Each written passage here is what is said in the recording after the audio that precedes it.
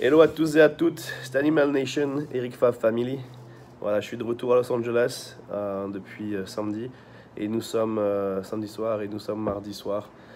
Donc, comme je vous l'avais annoncé sur les réseaux sociaux, je voulais faire une petite vidéo pour un peu débriefer les événements du week-end dernier à Nice en particulier et revenir un peu là-dessus, expliquer quelques éléments que j'ai, espérer apporter quelques réponses à certains et surtout mon soutien et mes pensées aux autres. Euh, j'ai pas l'habitude de faire des vidéos comme ça en général, voilà, c'est plus c'est léger, on va dire. Euh, mais là, c'est vrai que c'est quelque chose qui fait mal au cœur. Et puis, bon, enfin, voilà, pour commencer, déjà simplement, on va revenir sur la tournure des événements. J'entends pas mal de choses sur les réseaux sociaux, des choses qui sont mal interprétées, mal comprises. Forcément, il y a peu de communication parce que bah, c'est lié à la justice, donc il y a beaucoup d'informations qui sont retenues, qui ne peuvent pas être partagées. Les gens sont isolés les uns des autres, donc ils ne peuvent pas communiquer entre eux. Et donc voilà, je sais personnellement même pas ce que j'ai le droit de dire exactement, c'est pour ça que je vais essayer de garder ça assez succinct. Et bref. Mais bon, pour me concentrer plutôt sur l'événement en soi, le festival qui devait avoir lieu, voilà, donc toutes les personnes qui ont été mises en garde à vue le mardi matin avant la compétition, donc se sont fait arrêter mardi matin. J'étais à Nice moi-même sur place. Je n'ai pas été inquiété par quoi que ce soit, j'imagine parce que je suis résident aux États-Unis et que donc je suis détaché ou je sais pas, je suis plus loin de l'entreprise et que ça ne me concernait pas de cette manière-là. Je sais pas les raisons exactes, mais je n'ai pas été interrogé, rien du tout. Voilà, donc on lit beaucoup de choses dans les journaux. Je veux juste revenir là-dessus aussi. Donc c'est vrai il faut lire un peu, prendre ça avec un peu des pincettes, parce qu'il y a beaucoup de choses qui sont les journalistes, ils s'en fichent un peu de ce qu'ils racontaient et comment ça racontait. Pour eux, ce qu'ils cherchent à faire, c'est vendre du papier. Donc le plus scandaleux, le mieux c'est. Moi, j'ai vu au début certains chiffres qui étaient annoncés, par exemple, sur les sommes saisies. Et après, ces sommes-là ont été doublées. En plus, quand ça a été traduit en anglais, ils ont additionné toutes les sommes entre elles. Bref, ils ont peu d'importance sur la, ils accordent peu d'importance sur la véracité des faits, mais plus sur essayer de rendre les choses plus scandaleuses qu'elles le sont. J'ai l'impression, en tout cas.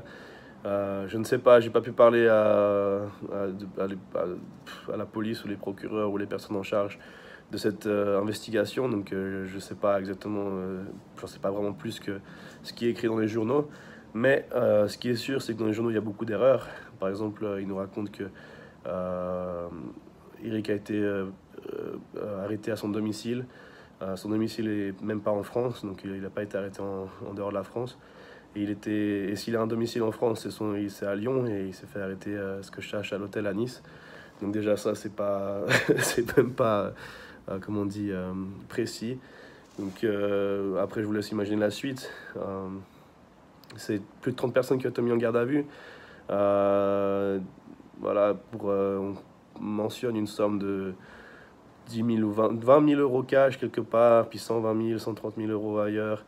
Les sommes ont peu d'importance. Tout ce que je retiens, c'est qu'il y a des gens qui détournent des millions et qui n'ont pas autant de problèmes. Donc je sais pas trop ce qui s'est passé, pourquoi c'est aussi inquiétant, pourquoi on porte autant d'importance à ça et surtout pourquoi ça a été fait à ce moment-là, juste avant la compétition. Certaines personnes me disent que les gens étaient tous réunis au même moment, donc c'était un moment opportun pour mener cette opération pour la police. Euh, ce qui est sûr, c'est que bah, malgré tout ce qui se passait, on était prêts. Les organisateurs, enfin moi j'étais là juste pour donner un petit coup de main, hein, j'avais pas un rôle majeur, mais tous les organisateurs étaient prêts. Tout avait été mis en place avant même le Salon de Paris. Donc la compétition, malgré que certaines personnes étaient mises en garde à vue, elle devait avoir lieu. À quelque chose près, donc tout devait se passer comme prévu. Et ça jusqu'à jeudi soir, quand les athlètes ont reçu un mail. Moi j'ai reçu l'information peut-être 45 minutes avant, ce qui m'a permis d'avertir Tyler, par exemple, Magnon, le petit-fils de Jim Magnon, qui devait juger la compétition, et lui dire qu'il n'avait pas besoin de prendre son vol. Et pareil, Angelica, pareil, qui partait à la même heure. Donc j'ai pu leur dire d'éviter de perdre 12 heures enfin 10 heures de vol après pour faire demi-tour. Donc c'est les personnes qui ont été informées, enfin, ils font partie des premières personnes qui ont été informées. Et ceux qui parlent comment on appelle ça, d'une arnaque, comme quoi les organisateurs ont essayé de voler les athlètes, ou je sais pas quelle autre fantaisie j'ai pu lire parfois. Il faut savoir qu'Eric a investi plus de 600 000 euros de sa poche pour cet événement, et que de toute façon il savait qu'il n'allait pas se refaire sur ça, qu'il allait perdre beaucoup d'argent. Mais bon, il était prêt à le faire parce que ceux qui le connaissent, c'est une personne très passionnée, qui adore le sport, qui adore le bodybuilding, et qui avait décidé de faire cet événement une vitrine pour notre sport. Et, et nous assurer donc d'avoir un événement vraiment à la hauteur de sa passion. Et il avait vraiment mis les moyens, enfin plus que les moyens pour faire de cet événement une grande réussite, inviter beaucoup de gens pour partager l'événement et pour rendre l'événement vraiment spécial et unique. Et je trouve ça extrêmement malheureux que les choses ont été empêchées. Donc bon, pourquoi ça a été fait arrêter comme ça à 2 jours de la compétition? J'ai entendu dire que c'était parce que tout le monde était au même endroit au même moment, donc c'était plus facile pour la police donc de prendre les personnes qu'elle voulait interroger et autres à ce moment-là. Alors je sais pas si c'est ça effectivement le cas, ou si c'était pour faire un coup d'éclat, pour que ce soit plus relayé et que ça fasse plus de grabuge que nécessaire. Mais bon, ce qui est sûr, c'est que malgré tout ça, la compétition va avoir lieu. Les organisateurs, comme je disais, étaient prêts. Tout avait été mis en place avant même le Salon de Paris. Donc même sans Eric et sans certaines personnes clés, l'événement pouvait avoir et aurait dû avoir lieu. Et d'ailleurs, j'ai des amis proches qui m'ont demandé encore jeudi si la compétition aurait lieu. Je leur ai dit non, pas de problème, vous inquiétez pas, ça aura lieu. On était prêts à tout et on voulait que ça se passe. Donc on était prêts même à faire que la compétition se déroule à huis clos, pour que les athlètes puissent au moins avoir le droit de présenter le fruit de leurs efforts et être récompensés, au moins voilà, de pouvoir arriver à terme avec leur préparation et être jugés par les juges et récompensés d'une manière ou d'une autre. Donc forcément, moi quand j'ai appris effectivement la nouvelle, la première chose à laquelle j'ai pensé, c'est les athlètes. En tant qu'athlète personnellement, je sais à quel point c'est dur d'investir autant d'efforts. L'argent, c'est pas tellement ça, mais c'est le côté anticlimactique, comme on dit. On attend, voilà, c'est le moment de finale, c'est le moment de terminer tous ces efforts, de pouvoir le montrer. Et on n'a jamais cette chance de fermer le livre, on va dire, fermer le chapitre, de clôturer le tout. On est stoppé dans notre élan. Et j'imagine même pas à quel point c'est frustrant. Et en plus, ça tombait vraiment de nulle part. Et, je pense pas je pense que personne peut se préparer à quelque chose comme ça. Et ça doit être extrêmement frustrant. Donc, ce qui explique certaines personnes qui soient vraiment énervées et qui se défoulent un peu sur les réseaux. Mais sachez que c'était en tout cas pas du tout prévu. Enfin, pour la Pro League, que ce soit une arnaque de la Pro League, ça n'a aucun sens, parce que la Pro League est de toute façon payée par les organisateurs à l'avance. Donc Eric avait payé, en fait il faut payer un droit par rapport à la compétition, payer les juges, etc. Donc les juges étaient... D'ailleurs certains ont été payés parce qu'ils sont quand même venus. Je sais même pas pour les détails si les juges qui sont pas venus ont quand même été payés pour leur dérangement. Ça je sais pas, c'est du détail. Mais toutes les chambres d'hôtel qui avaient été réservées, en tout cas la première nuit a été enfin bref, c'est des détails vraiment dans lesquels je rentre, mais ont été prises. Donc en fait, si on fait le calcul à la fin, sur les plus de 600 000 euros que Eric avait pu investir sur l'événement, c'est pas 300 athlètes qui payent 200 euros chacun qui vont lui permettre de se refaire. Donc l'arnaque, elle leur aurait fait perdre encore plus d'1 demi-million d'euros. Donc c'est pas une arnaque très maligne si c'était vraiment ça.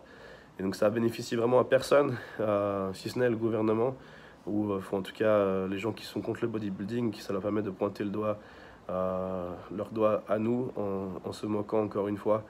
Et ça fait de nous la risée au niveau international dans le milieu, parce que je pense que d'ici là que d'autres athlètes viennent prendre le risque de faire une compétition en France après ça, ça va prendre un moment. Ça ne veut pas dire qu'il n'y aura plus jamais d'NPC en France. Après, je sais pas qui aura la volonté voudra prendre le risque de réaliser un autre événement en France, et en tout cas, sûrement pas mettre les moyens de ce genre-là pour le faire, malheureusement. Mais, euh, mais voilà, c'est la triste réalité, c'est qu'aujourd'hui, bah, on devait avoir un énorme et magnifique festival qui n'a pas eu lieu. On a beaucoup d'athlètes qui se sont préparés et qui avaient énormément de talent, qui sont venus d'ailleurs du monde entier. Il y avait beaucoup de gens qui venaient de Chine, j'ai rencontré des gens qui venaient de Nouvelle-Calédonie même. J'ai vu des gens qui venaient des États-Unis, j'ai vu des gens qui venaient de partout, de vraiment partout. Il y avait des Iraniens, des Koweïtiens, enfin bref, des gens qui venaient vraiment de partout. Mais de toute façon, c'est même pas ça, c'est même pas tellement d'où on vient, l'investissement financier, mais c'est vraiment cet investissement humain qui est le plus dur voilà, de savoir qu'on a souffert pour, j'ai pas envie de dire rien, parce que rien n'est jamais perdu. D'ailleurs, il y a une compétition dans 10 jours à Alicante en Espagne, pour ceux qui peuvent la faire, ça peut être une bonne opportunité de quand même voir leurs fruits de leurs efforts récompensés, et qui sait, décrocher la carte pro ou autre. Mais voilà, il y a toujours des possibilités. Après, je sais que c'est un budget en plus, avec de l'argent l'argent qui a été investi dans cette compétition à Nice, bah, il est perdu, les gens n'ont pas forcément le budget pour réinvestir derrière.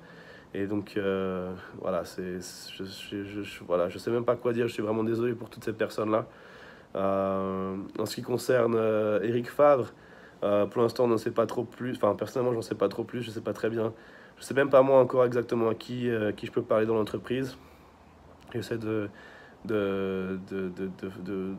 j'essaie de voir ça dans ces prochains jours. Voilà, j'ai eu hier et aujourd'hui pour commencer à parler à quelques personnes, mais pour savoir qui est en charge de quoi et comment on continue. Mais les choses continuent, donc voilà, si vous voulez soutenir, n'hésitez pas à continuer à soutenir la marque, à investir. Voilà, les codes promo marchent toujours. Si vous voulez montrer votre soutien, continuez donc à porter fièrement le Cougar, et puis surtout partager sur les réseaux sociaux au maximum votre soutien, et ça fait de toute façon plaisir. Ça, voilà, en étant tous ensemble dans ces moments-là qu'on vraiment enfin voilà, on est une petite communauté, on est souvent pointé du doigt, et, et voilà, c'est l'occasion au lieu de se tirer dans les pieds entre fédérations, entre divisions, entre différents athlètes d'ici ou d'ailleurs, bah de se s'unir justement et de s'entraider. Et voilà, je pense qu'on aura besoin beaucoup de ça pour ces prochaines semaines, prochains mois, de vraiment serrer les coudes, s'encourager les uns les autres pour aller plus loin et pour s'entraider à aller ailleurs et devenir meilleur. Et quand je dis aller ailleurs, c'est faire des compétitions ailleurs, parce que pour l'instant, en tout cas, ce qui se concerne la France, ça semble pas le meilleur endroit pour faire des compétitions, malheureusement, pour nous. Mais bon, c'est encore une autre histoire. Mais en ce qui concerne Eric, bah, j'ai pas pu lui parler, puisqu'il est encore incarcéré, en attendant plus de développement. Tout ce que je sais, c'est qu'il a été aperçu dans la cour, là où il peut faire sa balade, et qu'il faisait du max 7. Donc voilà, je sais qu'Eric, il a confiance en la justice, et il nous dirait d'être patient, et juste d'avoir confiance, de rester solidaire, et surtout de ne pas perdre notre passion. Donc voilà, c'est sur ces quelques mots-là que je vais terminer cette vidéo, et j'espère que tout rentrera dans l'ordre au plus vite. Et c'est vrai que voilà, beaucoup d'amalgames sont faits.